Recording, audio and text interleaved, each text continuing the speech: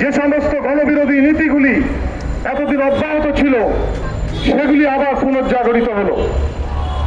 জনগণের কোনো আশা আকাঙ্ক্ষা এতদিন ধরে যা উচ্চারিত হয়ে এসেছিল এবং এই গণ অভ্যুত্থানের মধ্যে দিয়ে যে সমস্ত গণতান্ত্রিক আশা আকাঙ্ক্ষা, জনগণের যে দাবি দাওয়াগুলি সামনে উঠে এসেছিল সেগুলি কোনোটাই এই সরকার কর্ণপাত করছেন না। তারই নিদর্শন স্বরূপ আমরা কি দেখলাম? প্রথম আঘাত তারা আনলো ভ্যাটের উপর। আপনারা জানেন সারা পৃথিবীতে পুঁজিবাদ টিকে থাকে গরিবকে দরিদ্রকে শোষণ করে, বড়লোকদেরকে তোষণ করে। এই যে ব্যবস্থা, এই ব্যবস্থার অন্যতম একটি রূপ হচ্ছে কর ব্যবস্থা। আজকে আমাদের বাংলাদেশে যে নিপীড়নমূলক কর ব্যবস্থা দীর্ঘদিন ধরে চালু আছে তারই সবচেয়ে আরো তীব্র রূপ আমরা দেখলাম এবার প্রায় শতাধিক পণ্যের উপর ভ্যাট চাপিয়ে সরকার জনগণকে আরো দুর্দশায় ঠেলে দেওয়ার মধ্যে দিয়ে। আপনারা জানেন যে কেন এই নিপীড়নমূলক ভ্যাট ব্যবস্থা? কারণ হচ্ছে সরকার যে লুটপাট করে, যে টাকা পাচার করে, এই লুটপাট টাকা পাচারের যে সম্পদ, এটা ঋণ নিয়ে, নানা উৎস থেকে ঋণ নিয়ে বাংলাদেশ ব্যাংককে বা ব্যাংকগুলিকে ফকির করে দিয়ে এই অর্থ বিনিয়োগ হয়। কিন্তু এই সবগুলি অর্থ শোধ করতে হয়। শোধ করার যখন প্রশ্ন আসে, যখন কোষাগারে টাকা থাকে না, তখন টাকা আদায়ের জন্য জনগণকে নিংড়ে নেওয়ার ব্যবস্থা করা হয়। সেই জনগণকে নিংড়ে নেওয়ার ব্যবস্থারই আর একটি নাম হচ্ছে এই ভ্যাট।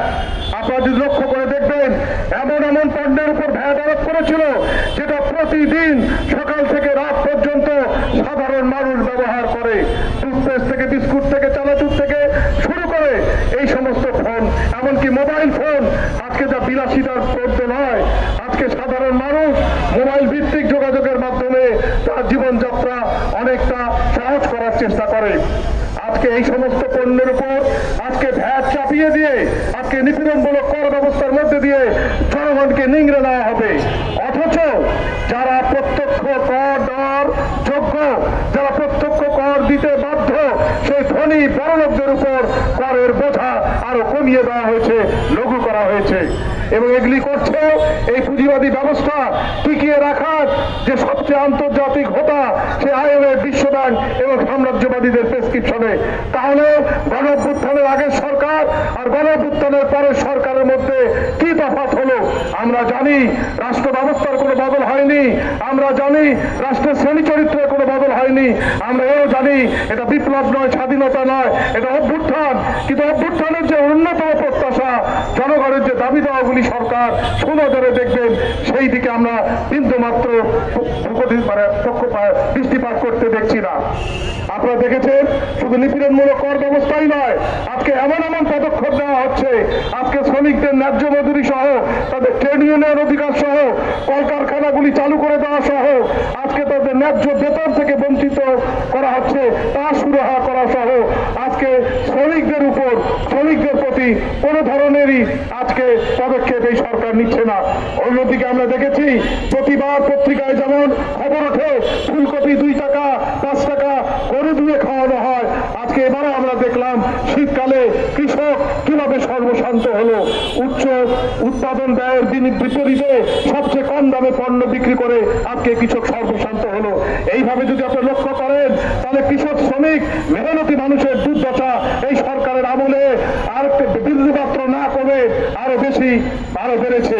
শুধু তাই নয়, পত্র পত্রিকায় এগুলির খবরও সেরকম আছে না, যতটা নাগরিকদের খবর, মধ্যবিত্তদের খবর, ব্যবসায়ীদের খবর, আজকে সংস্কৃতির খবর এবং আজকে বড়লোকদের খবর যেমন পত্রিকায় ঠাঁই পায়, সারা দেশের গ্রামে গঞ্জে, আজকে শহরে বন্দরে যে নিপীড়িত, শোষিত, বঞ্চিত কৃষক, শ্রমিক, মেহনতি মানুষের দুর্দশা এই সরকারের আমলে বৃদ্ধি পাচ্ছে, তার খবর আমরা পত্রিকায় দেখি না।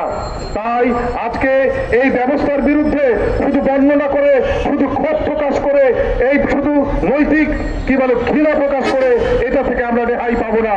এর বিরুদ্ধে রেহাই পেতে গেলে জনগণকে সংগঠিত হতে হবে, জনগণকে ঐক্যবদ্ধ হতে হবে। সেই ঐক্যবদ্ধ হওয়ার, সংগঠিত হওয়ার দাওয়াত দিয়ে বহুদিন আমরা কমিউনিস্ট পার্টি সহ অন্যান্য বামপন্থীরা রাস্তায় আছি জনগণের পক্ষে, জনগণের স্বার্থে, যারা সব সময় লড়াই সংগ্রাম থাকে, জেল জুলুম হুলিয়া মোকাবেলা করে, সেই সমস্ত শক্তি আবারও আমরা জনগণের এই দুর্দিনে রাস্তায় নেমেছি। আসুন, এই যে গণবিরোধী নীতিগুলি এই সরকার নিয়েছে, ভ্যাট থেকে শুরু করে আজকে শ্রমিকদের দাবি থেকে শুরু করে কৃষকদের দাবি থেকে শুরু করে বিভিন্ন শ্রেণী পেশার ন্যায্য দাবিকে উপেক্ষা করে সরকার যে গণবিরোধী চরিত্রের দিকে ধাবিত হচ্ছে, তাকে শুধু নিছক ক্রীড়া দিয়ে, নিছক বক্তৃতা দিয়ে মোকাবেলা করা যাবে না। আসুন আমরা তাই গ্রামে গঞ্জে শহরে বন্দরে ঐক্যবদ্ধ হয়ে সংগঠিত হয়ে বাম গণতান্ত্রিক জোটের পতাকা তলে জন আন্দোলন গড়ে তুলে, গণ আন্দোলন গড়ে তুলে আমরা এই সরকারকে বাধ্য করি এই সমস্ত বিরোধী নীতিগুলি থেকে পিছু হটতে এবং জনগণের স্বার্থে নীতিগুলিকে গ্রহণ করতে।